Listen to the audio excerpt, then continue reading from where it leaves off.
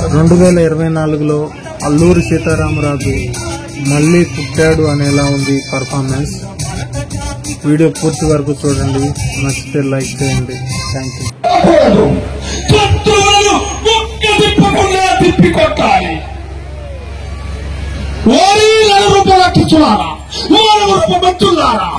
దేశాన్ని గమనించి రక్త రాజులతో తోడుకుంటున్నామని నిలబడుతున్నారా? మీరు ఎక్కడనూ సరే సముద్రాలు దాటి మీ లండన్ నగర వీధులలో ఎక్కినను సరే, సముద్ర గర్భాంతరాలలో సేద తీర్చుకున్నను సరే, దుర్గమ కొండల నడుమ కారణముల పుట్టలలో నెక్కినను సరే, ఈ సీతారామరాజు మిమ్మల్ని క్షమించడు, సహించడు.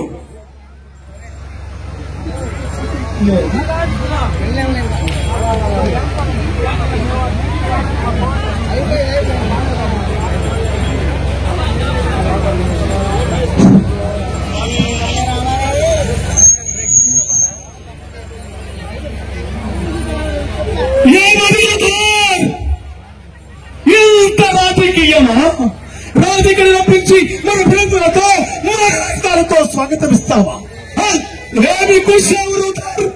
మేము పిరికి వాళ్ళమా? అలనాడు మా కొత్త ప్రభునాయని రాజకీయ రప్పించి కాల్చి చంపిన రూపరాక్షకుడా, కాల్చు. నీవు కాల్చిన కాల్పోతూ ఆలోచిస్తే ఒక్కొక్క రక్తము కొట్టావు. నీ హత్తుని పోలే కొట్ల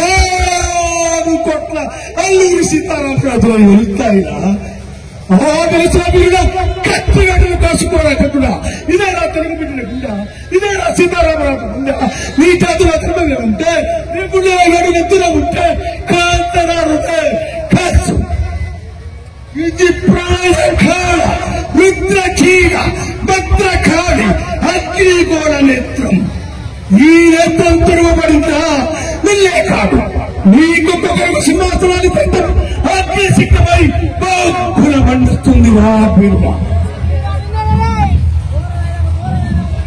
నీ కలుగులే అగ్ని పర్వతాన్ని తట్టుకోగల శక్తి ఉంటే కాల్చు. మేము పిరికి వాళ్ళమా?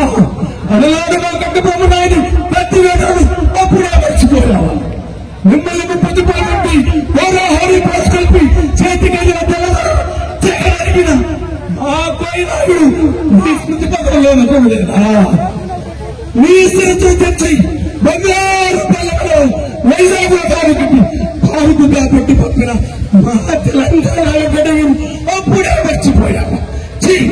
మీరు నా పిలిపారు. మేము మహాభారతీదేవి నేను చనిపోయిన ఆనందములు మీకు దాసిబుద్ధి చేస్తారు తండ్రి. అప్పుడు నా దేశం స్వతంత్ర భారతమవుతుంది. మహాభారతీదేవి నన్ను నీ ఒడిలోకి చేర్చుకో తల్లి, నన్ను నీ ఒడిలోకి చేర్చుకో తల్లి.